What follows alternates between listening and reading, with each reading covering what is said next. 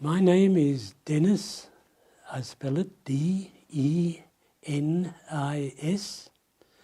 John, J-O-H-N. Earp, E-A-R-P. I retired as a Lieutenant General in the South African Air Force in 1988. What is the ethnic origin of your last name, Earp? I don't rightly know, but I suspect it could be Scottish. Scottish. So you have some Scottish blood in your DNA. Right. And what was your birthday? What is your birthday? 7th of June, 1930. 1930. So you are today 80? 88. 88. So you haven't had your birthday yet? No. No. So you look great, sir. Thank you. Yeah. And tell me about, where were you born, actually? I was born in Bloemfontein, which was the capital city of the Orange Free State, now just known as the Free State. And I grew up there. Mm-hmm. Tell me about your parents and your sibling, your brothers and sister, when you were growing up. Right, my father and my mother were school teachers. School teacher? What do they teach? My father, English, Latin, and my mother, English. I have one brother and one sister. The sister is now deceased. Oh. So, since your parents were both teacher and English literature, you must have been really well educated. I was well educated, but again, I think it's not what your school teaches you, it's what your attitude is in absorbing that information. That's absolutely right point. So what was your attitude about knowledge and history and so on? Well, to start with history, I had to give that up in my matric years because I wanted to take pure physics and pure chemistry as subjects. And that meant I had to drop history. So ever since matric, I've had to study history on my own. It's a more interesting way of studying it if you look at modern television, but whether it's accurate or not, that is debatable. So how did you build up your historical knowledge? There was not much TV information at the time, right? None. So how did you do it? Well, books. I've always had a great love of books and reading. And so the knowledge is out there for everybody if you want to get it. Did you like history? I enjoy history.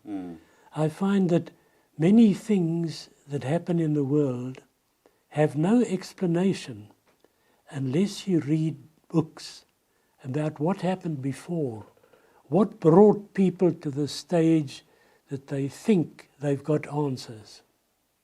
And it's not always obvious. This is a great interview. I already like it. And so you told me your father taught English and Latin. Were you able to read and write Latin? Yes, I studied it as a subject at school. It was one of the reasons that I had to give up history. And it's a so-called dead language. But if you look at any of the Romance languages, they have their roots in Latin. Yes. All of your legal judgments in the Western world are based on Latin terms. So when you hear an American thriller and they claim habeas corpus, show me the person, that's Latin. Yes. And it's either Latin or Greek. So they are the root languages. So you must be really knowledgeable in history. And let me ask this question. Did you learn anything about Korea from the school? or did you read anything about Korean history by yourself? Not before the Korean War. I knew nothing about Korea. I didn't even know where it was. I had to look it up in an atlas. And I realized it's far away. But that was of academic interest at the time, because my interest at that time was flying. Flying. You wanted to fly. I wanted to fly. Sir, I want to tell you my father was pilot too. And I'm from Air Force. I taught the cadet at the Air Force Academy in Korea. So we are all Air Force family. Well, wonderful. You've got an Air Force background. You must be good. Oh, yes.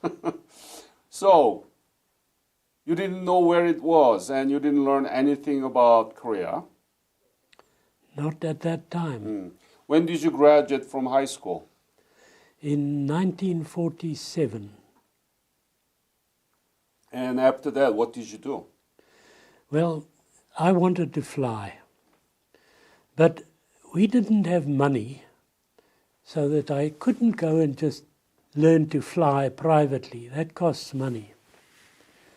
I could, however, if I was selected, I could go via the military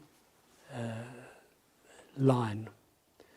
The South African Permanent Force Cadet Course had a possible entry, but I knew the competition would be very, very strict. And if I could go that route, it wouldn't cost money, because remember, school teachers are not normally very well paid. And that was what my interest was. So, what school did you apply? Well, I applied through the military to be selected for the Permanent Force Cadet Course. And in about February of 1948, I came up to Pretoria and selection process commenced. And to my surprise, out of some 600 applicants, 42 were selected and I was among them. Oh. As a matter of interest, General Miller was also selected on the same course. He mentioned about you that he met you at there and you began to talk each other. Yes. At the railway station in Bloemfontein, on the way to come up here. And we've been friends ever since. Did you take an exam? We took many, many exams and many, many tests, including psychological tests and, of course, very strict medical tests. So it was a great relief that I was selected. But the next question was, would I survive the course? Because in those days, it was a 2-year course. It covered up to captain's level,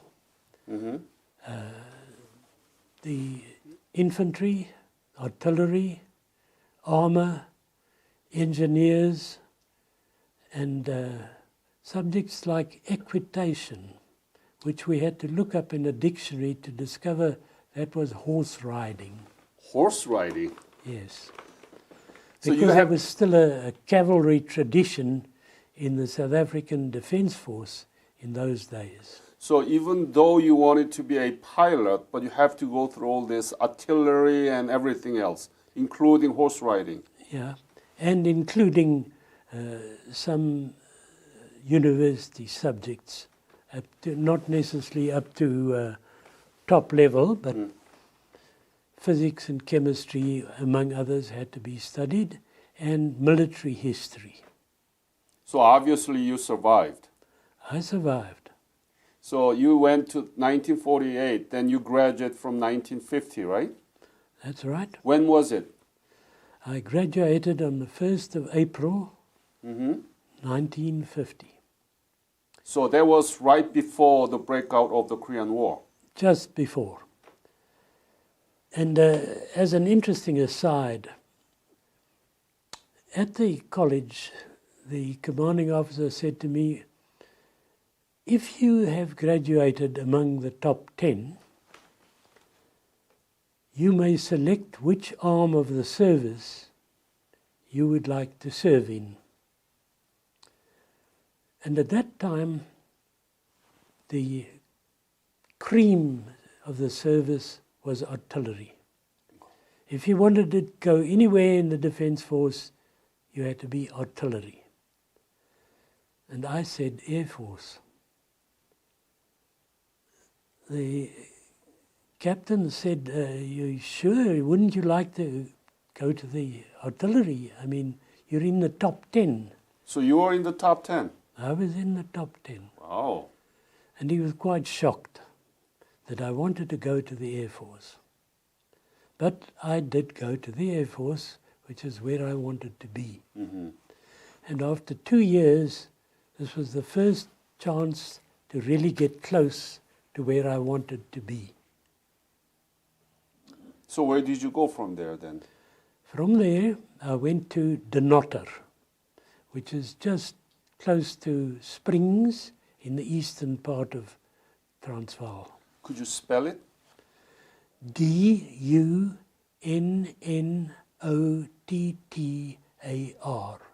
Denis. Mm-hmm. That's where Central Flying School was in those days. So until 1950, you didn't have any train for flying?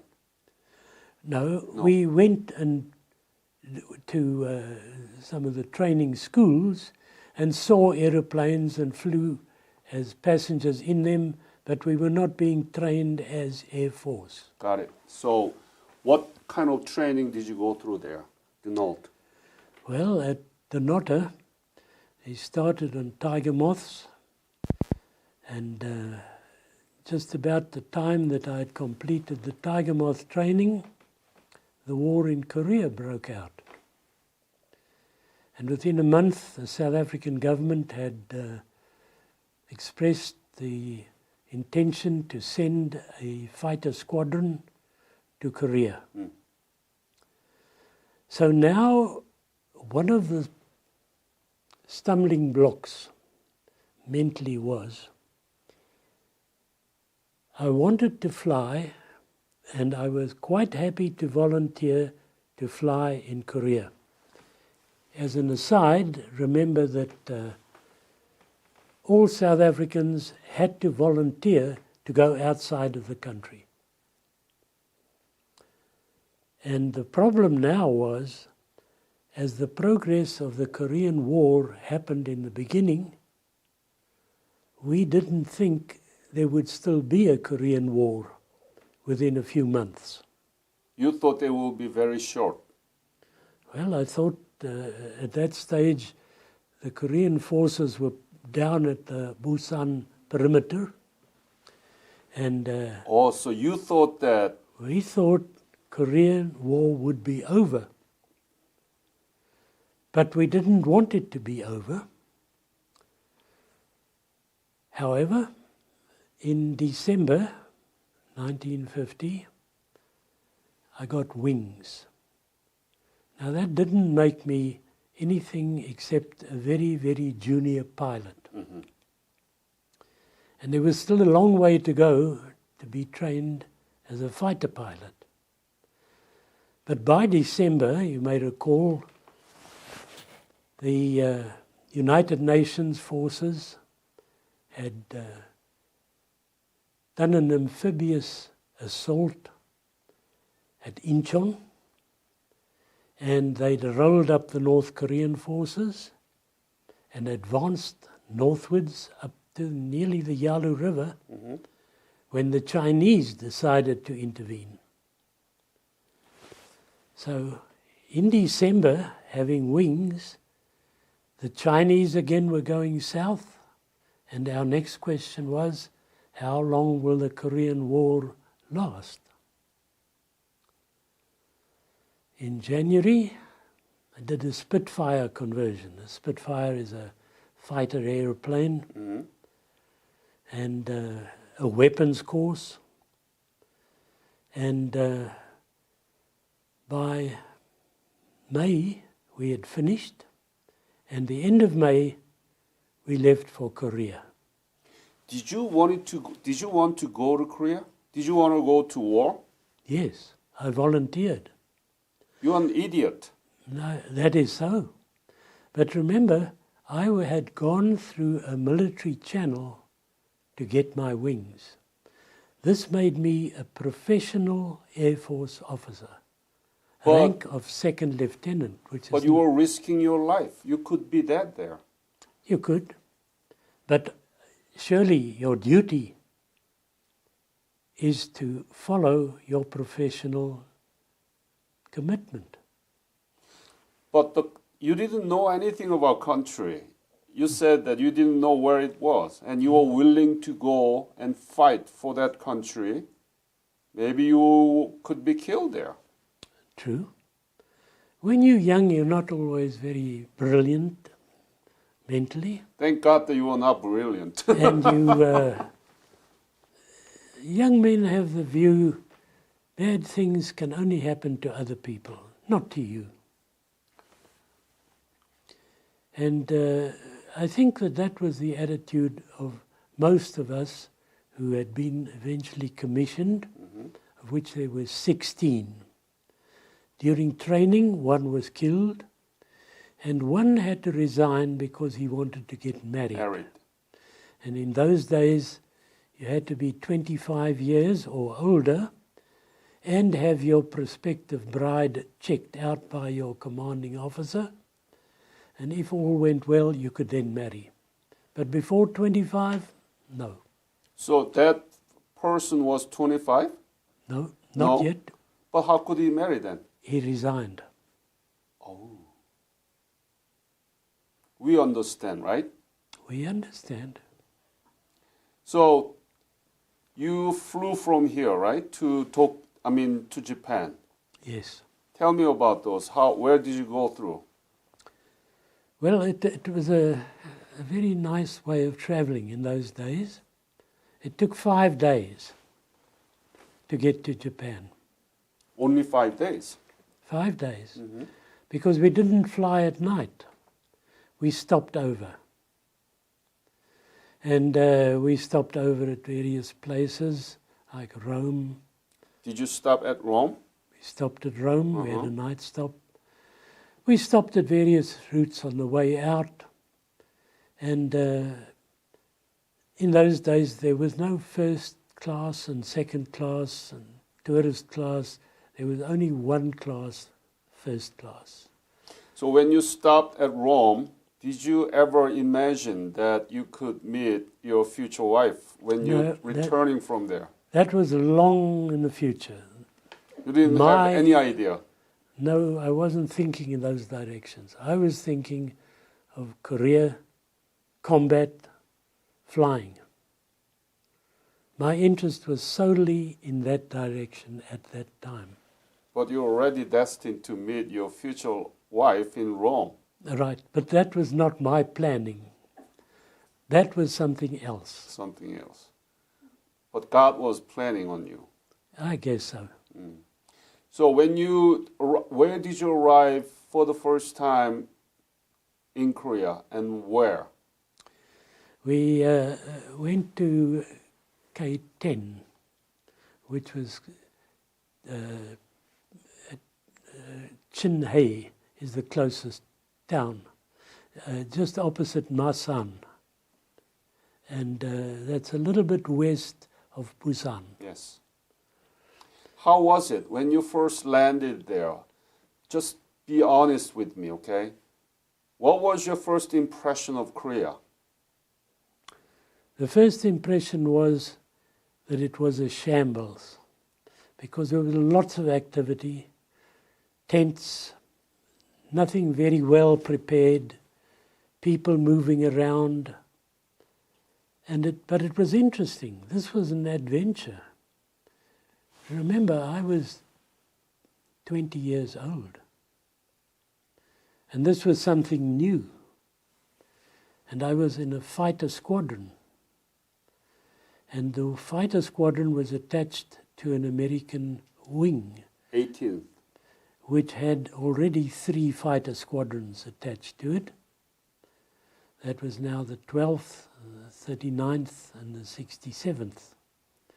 And now 2 squadron SAF, South African Air Force, formed the 4th squadron in the wing.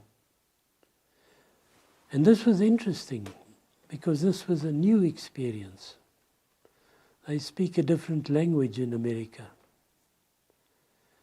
It's a different way of flying, but it was interesting.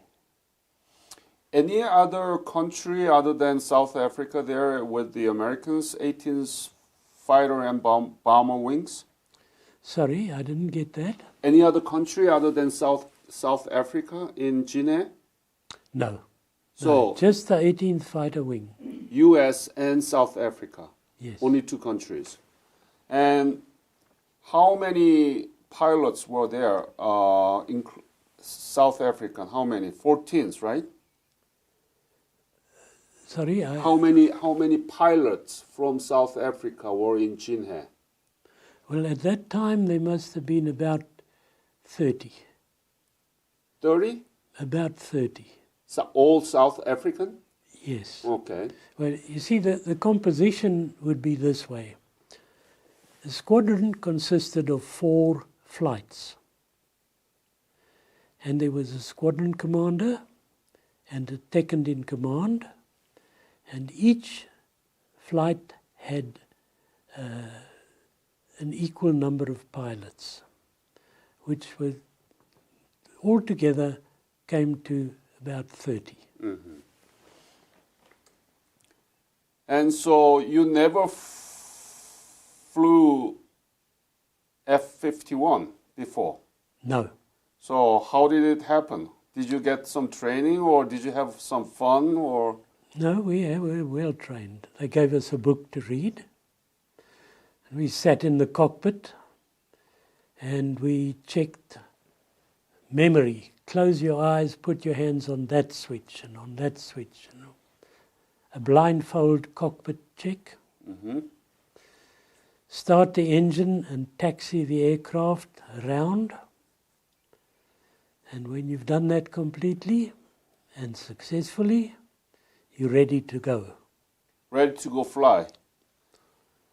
Next flight familiarization, and witness spins. And shortly after that, they loaded up weapons, bombs, or napalm, rockets, guns, and on the little islands offshore of Chennai, we did attacks to get the correct feel of the aircraft. And the flight after that was what they called a nursery sweep, where we flew up to the bomb line, which is the line beyond which you cannot expect to be controlled. And that's the enemy side. And experienced being shot at by anti-aircraft fire. And that completed the Mustang conversion. At which stage I had about 265 hours total flying time, which in modern days is nothing. But you never flew that airplane, and how, when you trained for the Mustang, did you fly up by yourself or there were any other person, the instructor were with you? How did it happen? Solo. It's a solo, right? Because Solo. there is only one seat. Just one seat. So you did by yourself? I did. And was it difficult? No. Interesting point. The Mustang was built by the North American company. The North American company also built the Harvard trainer. So the two cockpits were very similar And it made it easier because there was nothing strange about it. A few additional switches for armament and a gun sight in front of you. But Otherwise, one it's felt almost at home. There was a big difference in the feel because you had a lot of horsepower to the point that they always stressed if your speed is low and you open the throttle too fast, you will roll. And if it happens close to the ground, it will kill you. Did you like that Mustang? Very much. I loved it. So you were confident to have a real fight? Yes, I was young. Anything bad couldn't happen to me. To other people, yes, but not to me. So I didn't have any problem in going into action. It was exciting. Do you remember your first solo action? When was it? And what was it for? It was, I think, on the 7th of June, but I could be wrong. Because we'd arrived at the end of May. Right. And So almost like a 1 week training and you were ready already. we were ready. And June 7th, what happened to you? Where did you go and what did you do? Well, I was assigned to join a flight to attack some bridges up in the north of Korea, and then to do a road reconnaissance, as I remember, and attack any targets of opportunity. And we did that, and it was interesting. I wasn't very confident of my ability, but I didn't do anything grossly wrong. And the flight commander said to me, "Good show." And I was very satisfied with the flight. How accurate the weapon system at the time? Napalm, rocket, and guns. How accurate was it? Well, I think as you got more proficient at flying the Mustang, it was reasonably accurate. Bombing, not so much. Napalm, remember, was released very low. And you knew you could hit a tank every time with a napalm. Guns depended on yourself. I had my guns, excuse me. So overall, how many sorties did you have before you were captured? I was shot down on the 65th sortie. 65. When was it? Do you remember? 27 September 1951. How did it happen? And just give us very detail. What was your mission and how was it, where, and so on, please. All right. We were flying out of K-16, which was the old Seoul City airport. Yeah. And the mission was early morning, targets of opportunity, and we were given a route. I was the flight leader. Shortly after getting airborne, my number 2 man complained that his engine was running a bit rough. So I took him back to the bomb line and sent him home. So that left 3 of us. And we continued with our mission, flying up north, looking for targets of opportunity. And I spotted a bridge close to a river and a mountain on one side. And I thought it would be a good idea if we could hit that bridge at the base of the mountain. That should close it. And we did that. But while I was attacking the bridge, I saw anti-aircraft .50 Browning, quadruple Brownings firing at me, and I could see their position. Because it was early in the morning, you could see the tracer. Mm. So I told the flight that they should arm guns and let's hit the flak.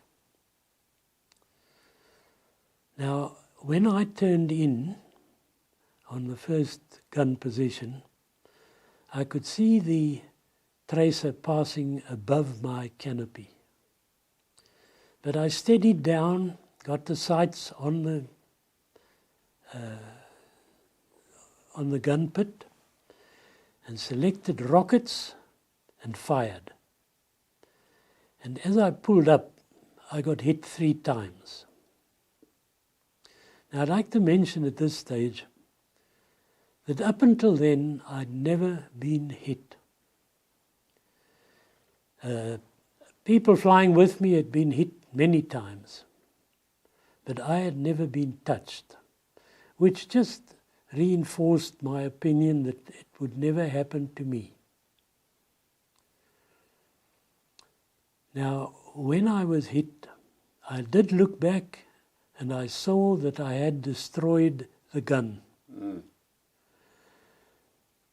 The flight was forming up. I told them I'd been hit and I said I was going to head south. I saw that immediately I was losing coolant. Temperature of the engine was going up. And presently a small fire started in the cockpit at my feet. Now that worried me because previously one of my friends had been hit under similar circumstances and he'd opened the canopy to bail out and it sucked the flames into the canopy and killed him. That's Mueller. Pardon? General Mueller had the same experience. His coolant was low so that the temperature was high, way up. Yes. Yeah. But now I was losing all my coolant immediately. So I did my emergency actions. I opened the shutter for the coolant and I reduced speed a little, and I knew I was going to lose height, but I had time to call control and alert a helicopter. And I alerted my flight. I told one of them to stay up, and he would act as a radio transmitter, and the other was to stay with me and watch me to cap me on the ground to keep troops away from me. Well, I slowly lost height, and unfortunately the coolant and the oil had now covered the sides of the canopy, so I could only see out the top. In fact, I flew over some very heavy anti-aircraft fire, but I think they were aiming at a Mustang that was flying fast because they were shooting well in front of me.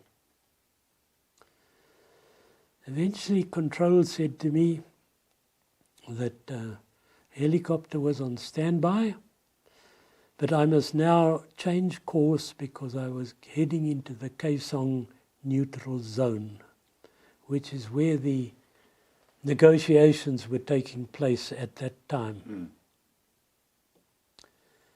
Well, I was not going to listen to them because if I turned, I would lose more height. And I thought if I go into the neutral zone, maybe that's fine. But I realized I was not going to make it. I was too low. And it was in a mountainous area, so I didn't see my chances of bellying in good. And the fire had now, at my feet, had gone down a bit. So I called out that I was bailing, opened the canopy and jumped. What happened? Well, normally when you jump, you get an oscillation from your parachute. And we'd been trained, if you had the oscillation, you chinned yourself on the parachute risers. Mm-hmm. And I chinned myself and I stopped the oscillation, at which stage a ground-based .50 machine gun opened up and started shooting holes in the canopy. So I now tried to get myself back into oscillation, at which stage I hit the ground. With the airplane? I was out on a parachute. Okay. The aeroplane had peeled off and crashed Okay. after I left it. And then who came to you? Well, the landing was a bit of a disaster. It was on a very steep hillside. And when you land by parachute, you do a roll to spread the shock of the landing. And I did the roll and then went rolling down the hillside. Now I knew I had to stop myself, so I spread-eagled, spread myself out. And unfortunately, my right foot stuck in the crotch of a tree while I was still rolling, which didn't do my right knee any good, but it stopped my roll. Now that made it very awkward, because the moment this happens, you realize your mobility is reduced. And shortly after I had spread my parachute out and seen what I could do to the knee, which was nothing, some troops appeared on the other side of this little valley and started shooting at me, which again made things difficult, because if I could maintain my position, I could signal my number 2 to strafe the enemy and keep them away from me, Mm-hmm. so that the helicopter could come and fetch me. But in the event, I now had to abandon my position. That again changed my options. Now I could not remain where I was, and I had to decide where and what I would do. And my initial assumption was I would head west and try and find one of the bigger rivers, maybe the Imjin, Yep. and fly, and then at night swim down the river, because at the mouth of the river there were some islands which were in friendly hands. So that was my initial plan. But again, circumstances didn't help me. These soldiers must have been told horrible stories about United Nations pilots. Because as soon as they got to a thick patch of brush, they would fire a burp gun in or toss a grenade. My options again released. That means I must avoid thick bush, which is my primary cover. I must pick thinner bush so that I don't get shot without being seen. Now I evaded several lines of soldiers for quite a long time, about 6 or 7 hours. But I couldn't move fast, and I was moving in pain. And eventually I was in a little ditch, and a line of troops came past, and I thought they'd gone, when a young troop, very young man, fell in the ditch next to me. Now, I must explain that we carried a vest as an escape and evasion vest with equipment for signaling, purifying water, and a shoulder holster for my pistol. Mm-hmm. But in my fright, as this soldier, I could see his thumb trying to get the safety catch off, I grabbed my pistol and didn't undo the strap. So I was tugging at my pistol and he was feeling for his safety catch. He got his safety catch off first. So that was when I was captured. It was North Korean soldier. Chinese. Chinese? But I didn't know that at the time. Mm. They were just troops. What were you thinking at the time? I was thinking I'd had a run of bad luck to be captured. Did they hit you or in the beginning? In the beginning, no. But now, at this stage, I must mention that my number 2, who was to stay with me during the bailout, lost me. He was a pilot, an experienced pilot, but he'd only just come to Korea, and so he wasn't very au fait with the situation. And he lost sight of me, and so he was not able to give me any close cover. But there were at this stage lots of aeroplanes flying around, looking for me. And the troops, the soldiers, had taken branches and put them in their belts at the back, so that when an aeroplane came close, they would just bend down, squat, and they would then be virtually invisible. Camouflaged. And they were very, very nervous. So they kept saying to me, indicating I must move faster. But I couldn't move faster. And one of the soldiers took my pistol and was shooting at my feet to make me go faster. Oh. Which annoyed me. And I fell. And when I got up, he was still saying, go faster. And I made mistake number 1. I hit him. And I knocked him flat. But naturally, that provoked retaliation. Obviously. With rifle butts, they beat me up. And I didn't recover consciousness until I was somewhere in the dark, in a hut. So that's the story of the initial part of my capture. So from that September 27th, where were you dragged into? Where did you go? Well, we are now on the 28th. Right. Some early hours of the morning.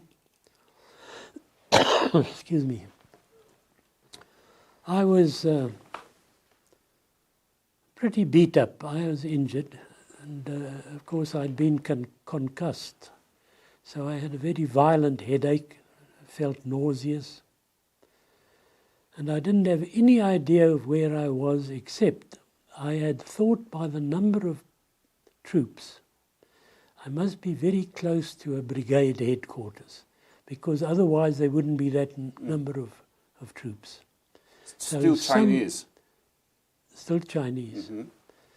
And somewhere probably northeast of Kaesong.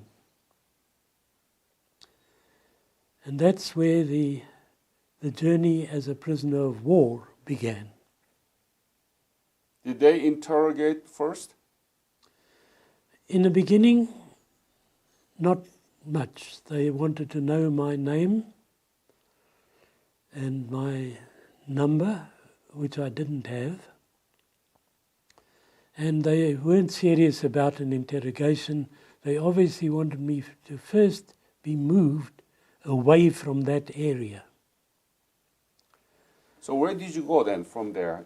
From there, I moved, first of all, on horseback. Horseback? Horseback, because I had difficulty walking. And the interrogation started off, number, rank, name. And it was not a good interrogation because I didn't have the number. Mm. And What do you mean you didn't have a number? I didn't have a number. What number are you talking about? Your serial number, which all soldiers are supposed to have. But the pilot didn't have? I didn't have. You didn't have? No. That's strange. Why? Well, they didn't believe me either. I understand Chinese soldier who was frustrated by you. No, he wasn't frustrated, but he was very annoyed. Right. And in the process of now trying to discover me, what squadron, what aeroplane, how many, I just didn't answer. He said, right, what is your father's name?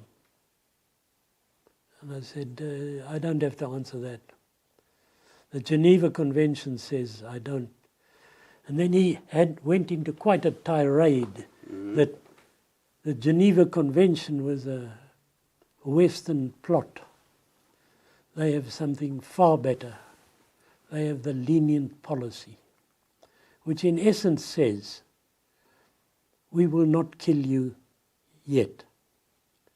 But you must realize you have been fighting against the people, the Democratic People Republic of Korea and the Democratic People's people of China. And if you've been fighting against them, you are a war criminal. And as a war criminal, you can be executed. But we have a lenient policy, so if you cooperate, and if you answer correctly, then you will not be killed. Which was a bit of a problem for me. In any case, I refused to answer. And you thought that you're going to die, you're going to be killed. Well, I didn't initially, but then when he got very annoyed, and he called on some guards, and he marched me off and put me up against a tree, I realized he was serious. And he lined up the guards, and he asked if I wanted a blindfold, and I said no. And he raised his pistol and he aimed it at my head, and he pulled the trigger. And it went click. Wow. That was a morale buster. Was it intention that he didn't have a bullet inside? I'm sure. Yeah. So he marched me back again, and he said, I think you need time to think. And he put me in a hole in the ground,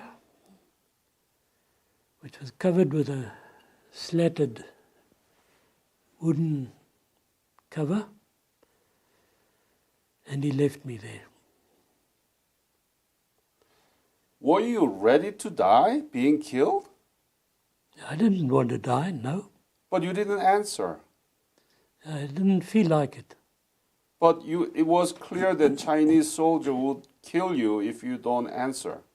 I didn't feel that it was my job to answer, because our code of ethics was you had a Geneva Convention, and if the enemy didn't follow it, that was their problem, not mine. My ethics said, you hold out.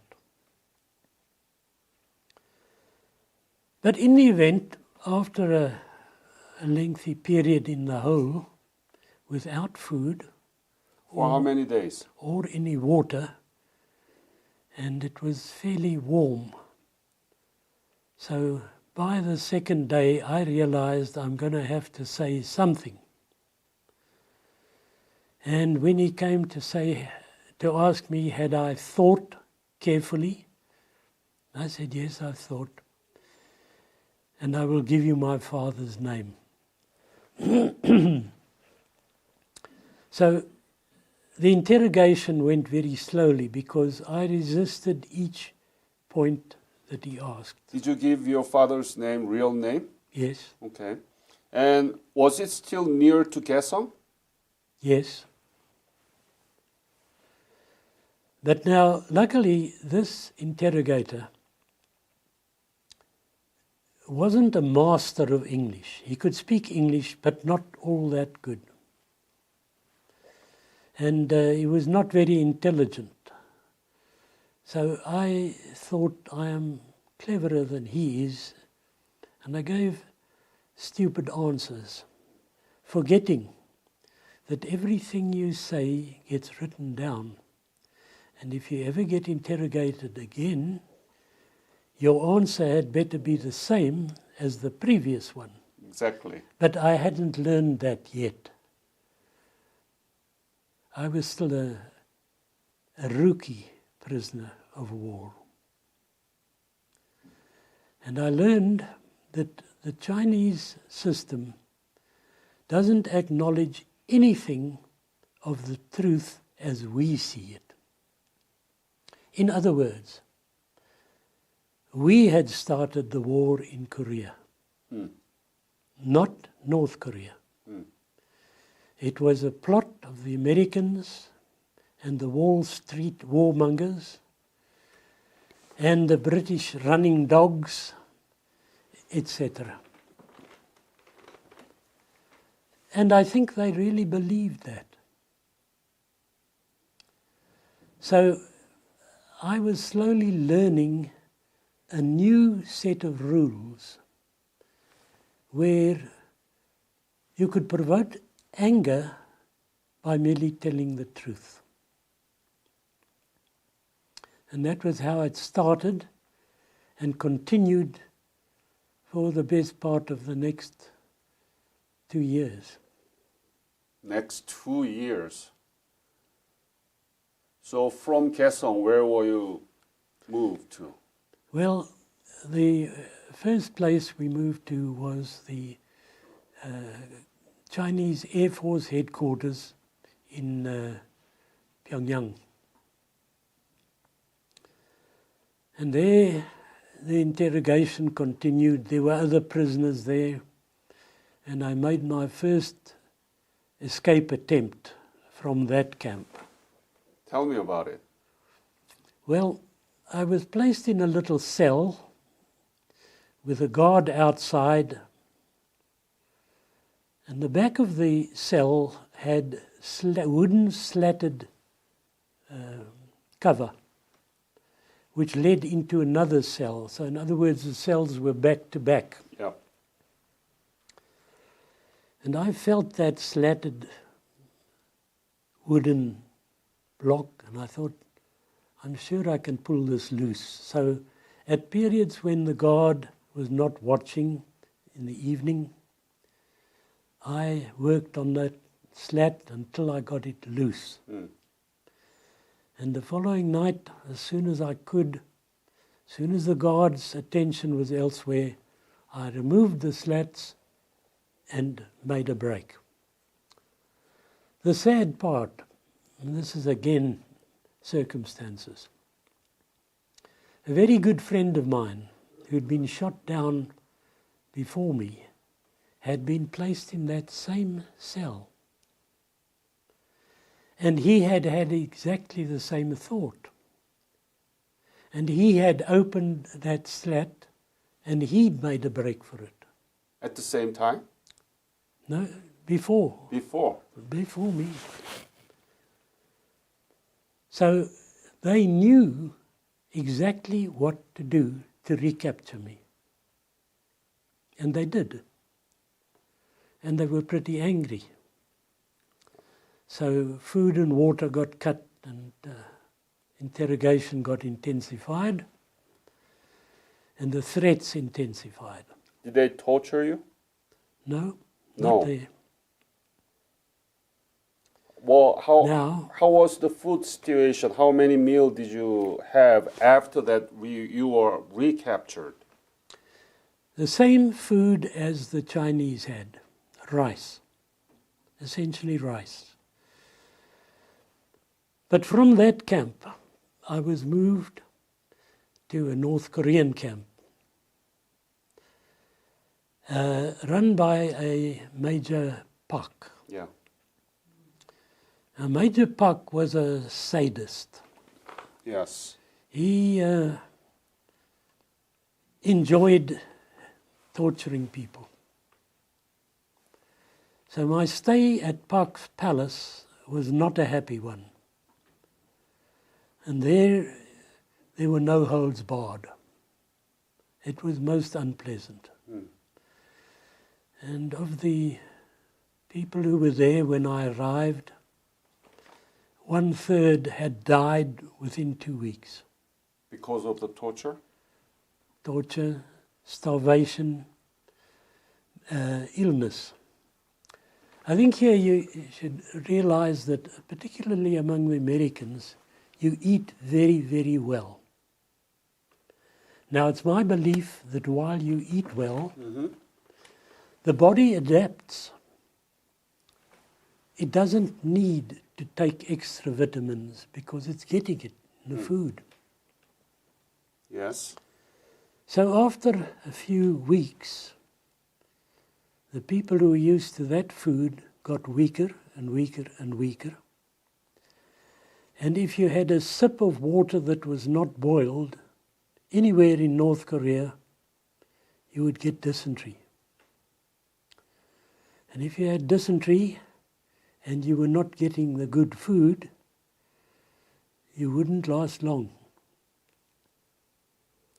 So the people died easily, relatively easily. And interestingly enough, at the end of 6 or 7 months, survivors on that diet were able to do hard labor, unload barges, cut wood, do the things you never thought you would on that diet. So from Park's Palace, things were really bad. In fact, I say it to my own shame that one day we had to bury one of our prisoners who died. But the ground was very hard. And we'd only dug about 3 or 4 feet when I said, let's stop. That's enough for a grave. And my friends there said, no, you've got to dig it deeper. And it's only because I was at that stage fairly weak. But luckily we dug the grave deeper and we covered it. And then one night a group of us was moved closer into Pyongyang to a camp they called the mining camp, which had also been very rough on prisoners. And from there, we eventually marched up to the Yalu River. And did you were you assigned to the Chinese camp? Yes. What was it? What's the name of it? That was called Pinchong-ni. Say it again. Pinchong-ni. Pinchong-ni. And how was it different? Well, it was a Chinese camp, so the treatment was in general not too bad, not compared to the North Koreans. But at that camp was propaganda. Everyday lectures. The system under the Chinese was that everybody was watched all the time. And anybody who had been brought on side by them, he would have to report on all the other prisoners. But there wasn't just one informer, there were many, and none knew who the others were. So the Chinese had total control of what happened and who was talking to who, and who was walking around the parade ground, and who was maybe plotting to escape. So it wasn't a free camp in the sense that people think a prisoner of war camp was in World War II. There was no freedom. And initially, after capture, the winter started and the snow came. So on our march to the north, things were not very easy. And the prisoners who could not walk were put on an ox cart, which was a favor in one way, but having spent the day riding on an ox cart, they could freeze. Yeah. And of the prisoners who started on the ox cart, eventually only one survived. So you was lucky that you were able to walk. Yeah, the system was quite simple. If you couldn't walk, then you would be left behind. And a bit further down the road, you'd perhaps hear a shot. Tell me about this. At Park's Palace, how many people lived in where? And how was the condition? How many meals did you get? What kind of meal did you get? Did you get any medical care?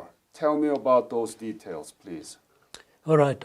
During the whole time that I was incarcerated, there was never any medical care. In Park's Palace? Park's Palace or anywhere else. Chinese, okay.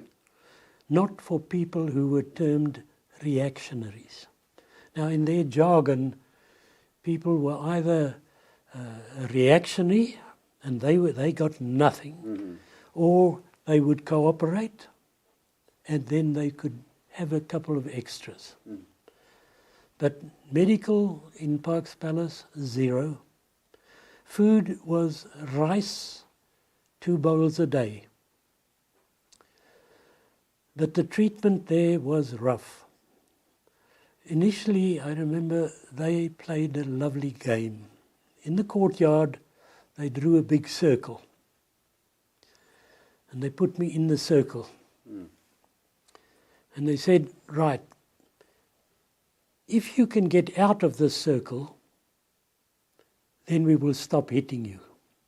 The game starts now. And then they started beating. And if you made it out of the circle, then they stopped beating you, but they put you back in the circle, and then the game continues. So that was just for amusement. And the treatment, if you did not answer questions, was a lot more brutal.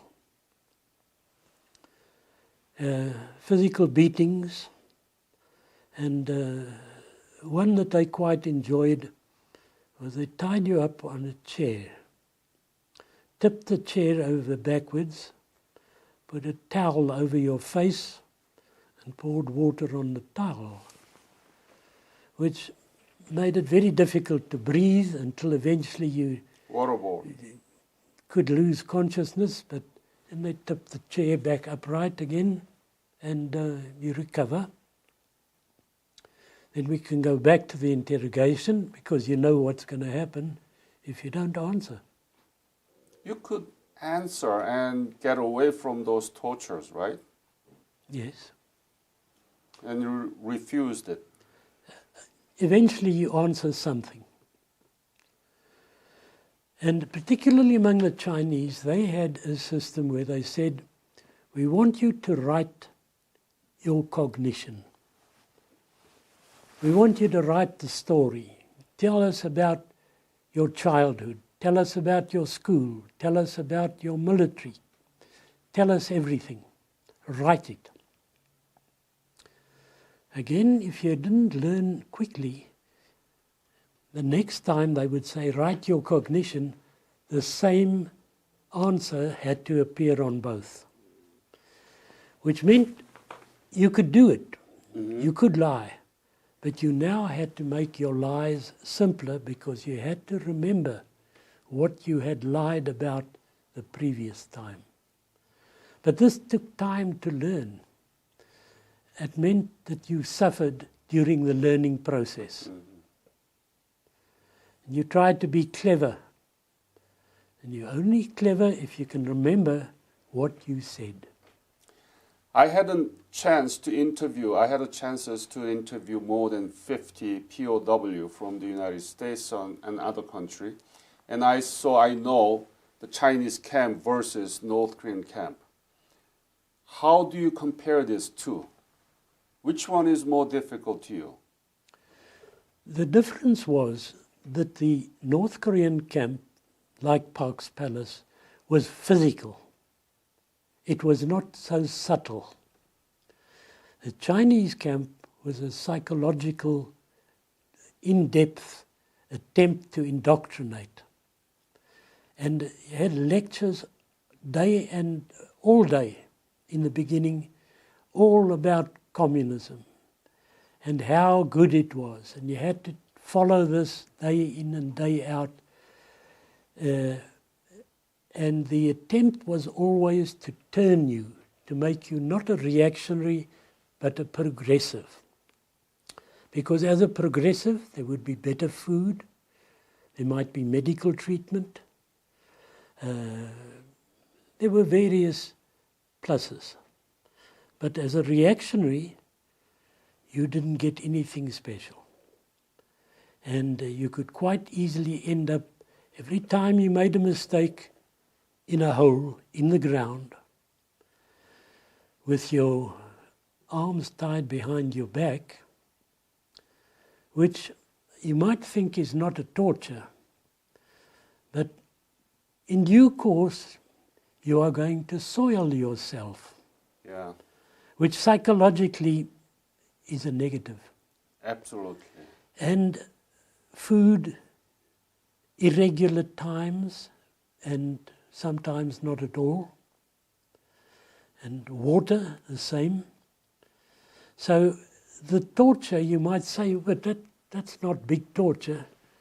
But over a week at a time, you can feel your mind starting to go. And we knew that they were very good at psychological torture. In fact, 2 pilots from my wing were produced for the press and the world to see on television how they were found guilty of germ warfare.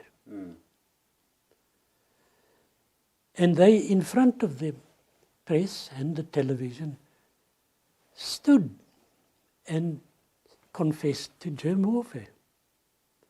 And I knew, and they knew, they'd never committed germ warfare. But with brainwashing, which was a new word that was coined in the Korean War, that could be done in less and less time depending on how you did it.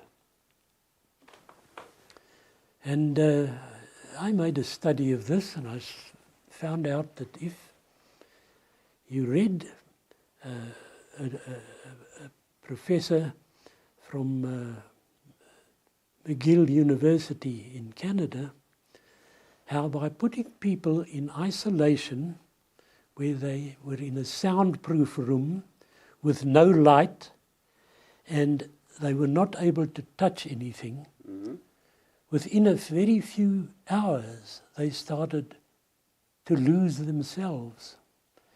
And the mind then seizes on any input it can get. So if you fed it incorrect facts, it would believe those facts. Now this is what the Chinese were doing in a more primitive fashion. Long isolation and feeding in facts, their facts. They were really cunning, evil.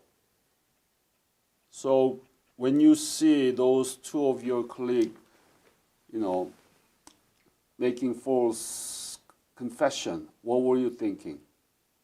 Well, we knew it was false.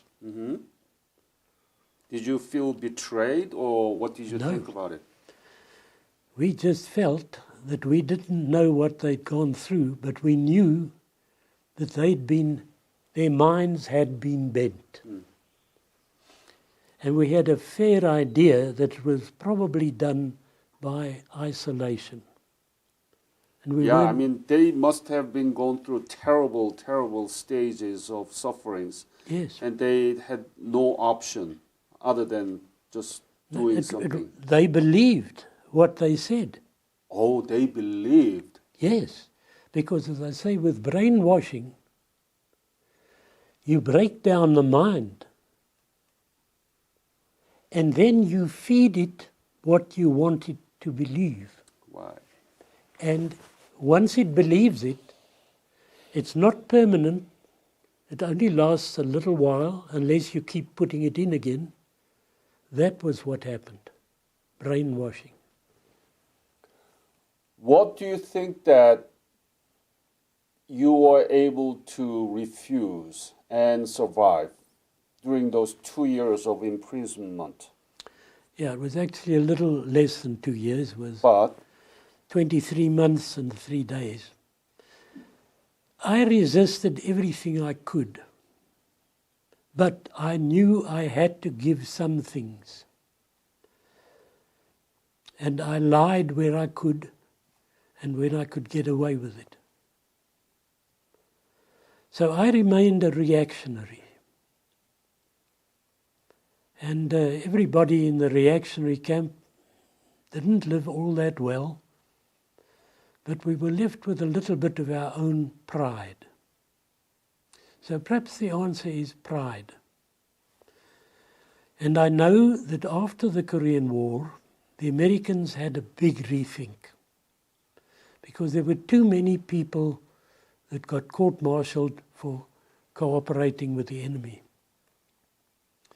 And after this session, that's not fair, actually. they changed the rules so that by the Vietnam War, they said, you resist as far as you can, and then talk if you have to, and you will not be court-martialed, which was a step in the direction of realism. Because if they work on you hard enough, you're going to crack. I was lucky, perhaps. I was a second lieutenant, who is not normally the person who carries great secrets or has any great importance. So perhaps I was worked on more leniently. But periodically, I would make a mistake. I would argue with an interrogator, do something wrong. Back in the hole, solitary. How difficult was it being in the solitary, in the hole? That was difficult. That's not nice. For an hour you can bear it. But after a week, you realize the mind starts to go. And if you had, like Colonel Khan of the Gloucesters, 19 months of solitary. 19 months? 19 months. You realize that he was a very strong personality to survive. How long was the longest for you to be in the hole? 2 weeks. 2 weeks. You never got out of there until 2 weeks, the end of 2 weeks? Yeah. Then you have to have all the human waste there and urinating there. This is unbelievable. Yeah, but it's not torture as people think. Not torture by literal definition, but it's more than torture. But there were other forms of torture. Yeah. Particularly, they wanted when somebody escaped, who helped them, because they have to have a scapegoat. Now, one of the things that I didn't like was in the winter, they take you outside. You're tied up, your arms, elbows together, until you are just short of frostbite. And then they take you into a warm room. Because as you thaw, it's a most excruciating pain. And of course it can be continued on and on as long as you wish. And we think that's one of the reasons that my hands look like that. Show it to your chin. That's really black, almost black there. Now the skin is very thin there. And we think that was when this began. It's possible. Were you praying to God? I beg pardon? Were you praying to God? Were you blaming to God? Sorry, I'm not... Were you praying to God? Pray to God. Did you pray? Yeah, I prayed. How did you... Do you remember you praying to God? Yes. When you're in desperation, you will do anything and say anything to yourself in the hope that it will stop. But you must remember that the frame of mind of a prisoner is, there is no end to this story. It's not like a prison sentence, even if you've got 10 years. At the end of 10 years, you'll be made a free man. But a prisoner of war, he's dependent on, we hoped, the talks at Panmunjom. Did you know that there was a peace talk around in Panmunjom? Yeah, it had How been, did you know? It had been going on since before I was shot down. It carried on all the time, and the typical problem was that the communists used talks only to achieve an objective. And that objective is not peace. The Americans didn't understand it. That's why the discussions didn't go too well. Did you think that, did you hope that you would be free someday soon? I hoped someday, but the soon didn't come into it. Because they'd say, yes, you can write letters. Oh, so you did? Yeah, write a letter, and it disappears. And sometimes you'd get a letter, months later. But there was no rule, and you had to be careful. You couldn't say what you wanted. Exactly. Because every letter was censored. So did your family know that you were the prisoner of war? Yes. They learned in about December, I think. So you were captured on 27th of September, and they knew around December. Must have been so hard for your parents. It was. Because everything worked on a propaganda basis. They had to write letters, care of the Chinese people, volunteers, and the Committee for World Peace. And they sent my parents propaganda books where it showed how the prisoners were well treated, and beautiful hospital treatment. So they have to lie to get their letter into your hands. Everything that they sent was lies. And it is still today. You cannot believe when the North Koreans tell you they want peace. You should understand some fundamental on communism. They hammered the interpreter and said he must say it again. He explained again. We still said, which gave us great satisfaction. But to our camp, the Red Cross were not allowed. No Red Cross parcels were allowed. And they moved us out quickly, northwards, to catch the train and go down by train to the neutral zone. What were you thinking? And all the way I was thinking, as long as we're going south, I can try again for an escape. Escape, escape, escape. Escape. Because they could change their mind at any time. And I, of course, had made a mistake early on in my prison career. I was sentenced to death for sabotage. And they reminded me frequently, well, we don't have to release you because you have a death sentence. So all the time we were getting closer to Kaesong, I was thinking, don't trust the communists. Don't trust the Chinese. We'll see when we get to Kaesong what happens. If we can get out, we go.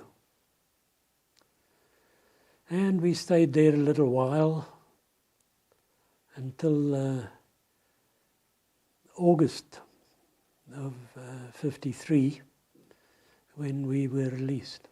What's the date that you were released?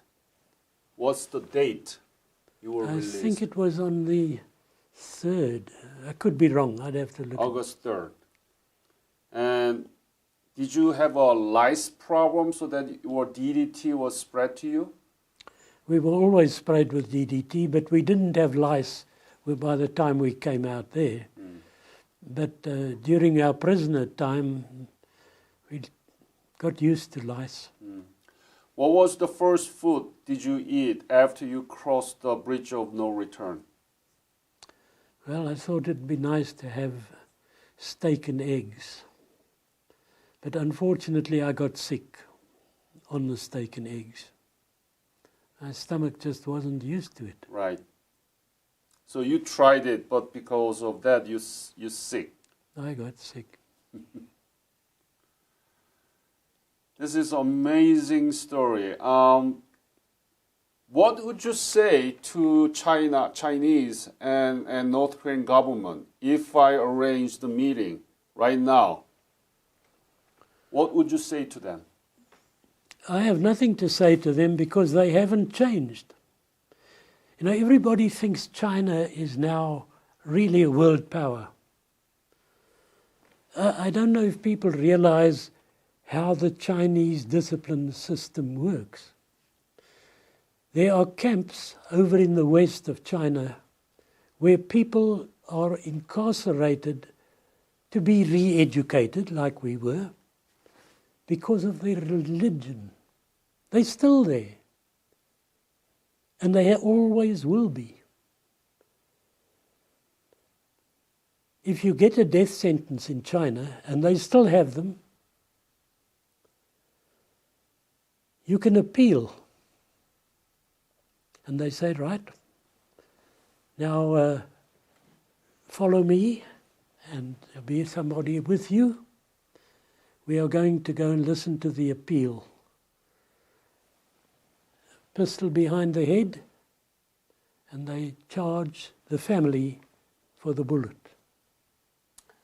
That's today.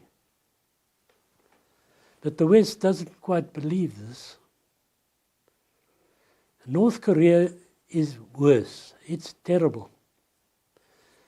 The millions of Koreans that died starvation due to their government's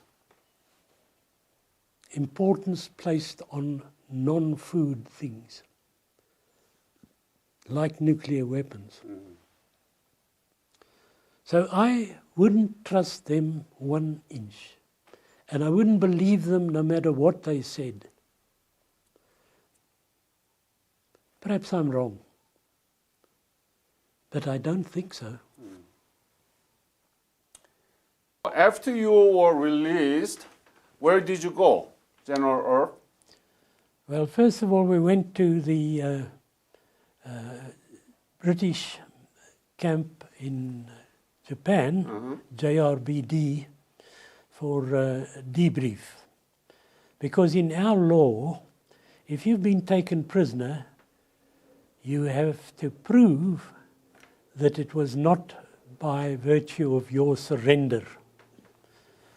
So you're technically under arrest until you're cleared. Yeah. And we spent some time there, debriefing and telling our stories. And then from there, we were flown home. Home. But on the way to home, you met somebody, and that's why we have a two-person right now. And would you please introduce yourself? What is your name? Elizabeth. And obviously last name Earp. Earp, yes. Yes. Now it's Earp. Yes. And tell me, how did you meet your husband and where? No, Elizabeth, you say. I met him in Rome. What? In Rome. In Italy? In Italy. How? Tell me detail. Well, perhaps I'd better tell you that, as I mentioned, when we went to Korea, it took 5 days. Now, coming back, it was going to take 5 days also. But we left Japan as a captain and a captain and 4 other officers. When we got to Rome, somehow we had transposed into a Mr. and Mrs. and 3 children. So they couldn't find us on the records. And we had to wait there till we got sorted out.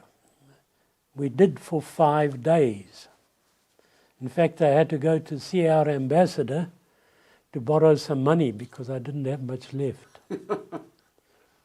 Any case, in Rome, our crew used to slip, spend a day extra. And Beth was an air hostess on her way to London, and she was slipping in Rome. And we had met the crew in town, had a few drinks together, and they said to her, there are some prisoners who are going to be going with you, with Beth, to South Africa. So you better call them and meet them. And she did. She phoned us, made a date, and I met her in a bar in Rome, and she was sipping a gin fizz, the recipe for which has disappeared. And then there was a spark going on between two of you? There was a spark. We had food together. We went and visited the Borghese Gardens. Yeah, we went to the Borghese Gardens. And there were 3 of us, 3 prisoners and 2 air hostesses. And we danced in a little place called the Piccolo Slam, where before your time, King Farouk and Errol Flynn used to sit and drink and play cards. And we danced. We danced until the dawn, right through the night. And I took her back to her hotel. And I said, please, may I kiss you goodnight? And she said yes. And it wasn't very long after that, in April of the following year, we were married. Why did you marry him? You didn't know anything about him. Why did you marry him? I liked him. What did you like about him? I know, you know, he may have been thin and trying to get recovered from being a prisoner, but I liked him. He was very intelligent. Uh-huh. You mean you like me like when you get a new puppy dog? It's nice. Isn't it? You like him? So did you have a happy marriage? I think so. Good. After 64 years, it has to be happy, otherwise you'd have lived. Yeah, right. Yeah, we had 2 children, Mm. but my son got killed in Angola. Oh, I'm so sorry to hear He that. was shot down and Was he a Again- soldier? Airman. airman. Amen. Again, fighting communists. Yeah. Oh, again. Yeah. But our daughter is still alive, and she's now given us great-grandchildren, so we're very happy. Good. General, have you been back to Korea since then? Yes. When? 1986. Who invited you? Well, I was doing an official visit in Taiwan, and our man there, our attaché, asked North Korea, the minister in charge of veteran affairs was Mr. Kap Chong Chi. Jigap-jong. You mean South Korea. You at South Korea. South Korea. Mm-hmm. And he said, yes, come. Officially, South Africa at that time was not very much cared for. But being a veteran and a prisoner, the Chief of the Air Force welcomed me. All of it not official, but I was treated like royalty. I know Jigap-jong. I did interview him. Oh, okay. So when did you see Korea in 1985? What did you think about 86. it? 86. What did you think about it? It was a different country. You must remember when I left, it was a ruin. Seoul city was just ruins. The end of the runway that we flew off in K-16 was now a 65-story building. So it was a totally different country. The original houses that you saw out in the rural areas, they duplicated in the folk village south of Seoul. Yes. And that's where I could show Beth what they used to be like. But that's the only place you saw them. All the houses had changed, everything had changed, even the people's clothing, because during the Korean War they just wore white. But now they were wearing colorful clothing, their normal national dress.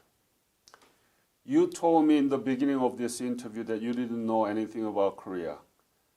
You had to live like hell for 23 months and 3 days. Now you're back to Korea. What were you thinking? How do you link this dot? Huh? What would you say to your life? Well, the nice part of it was she was with me on that visit. And I could explain to her. Yeah, We went to Freedom Village. yeah. And normally they don't allow this, but I was allowed to get off and go onto the bridge and look at the North Korean soldier on the other side, in the same way when we went to the negotiating area, where I showed her that the buildings on the other side are just a facade. It looks like a 3-story building, but it isn't. It's just a front wall. Yeah. And I could look there at the distance that I am from you. I could look at that guard and I could think, you poor son of a bitch. You've got to live here. I don't.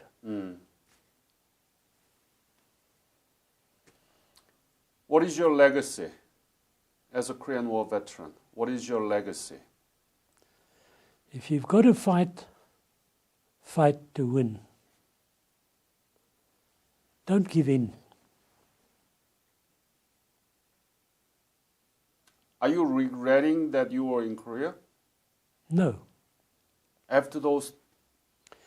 At the time I wasn't happy as a prisoner, but remember I had had a great deal of experience for 65 missions, during which time I had some very successful missions.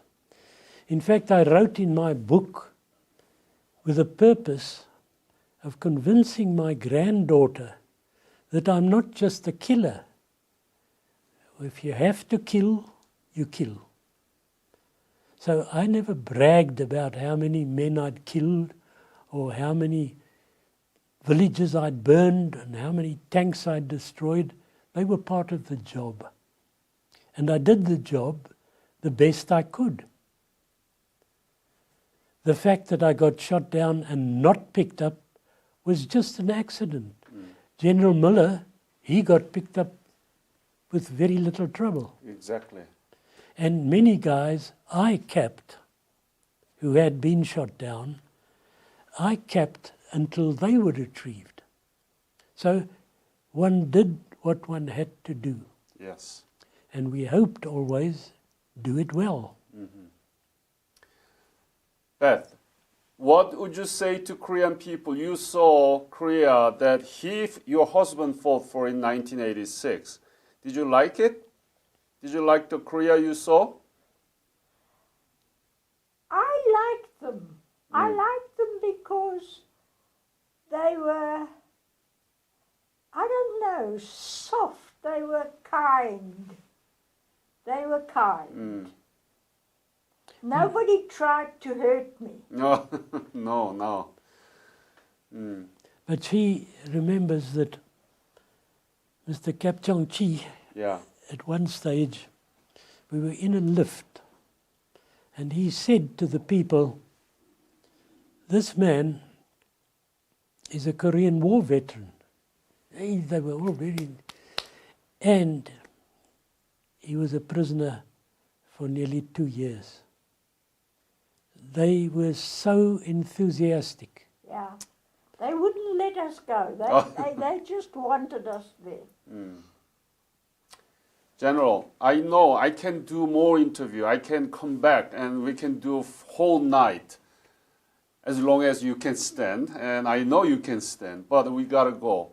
What would you say to the Korean people at the moment that we are trying to prepare the 70th anniversary of the Korean War? What would you say to Korean people?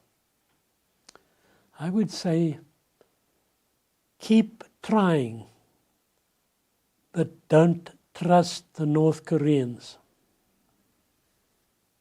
But without trusting them, how can we keep trying? And what's the end of it? I think what has to go is in very small steps, and let their leader prove each step at a time. It's easy for him to say, we'll stop building nuclear weapons. Let him prove it. Let him, when he says he's not going to shoot any missiles, let him prove it. Take small steps at a time.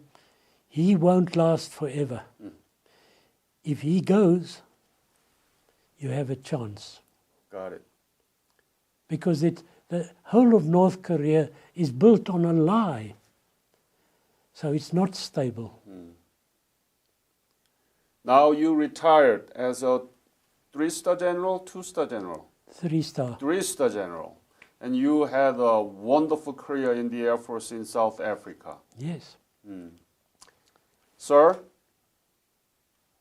And I didn't stop fighting with Korea because after that we got into the Bush War. So from 1968 till 1988, I was busy with another war.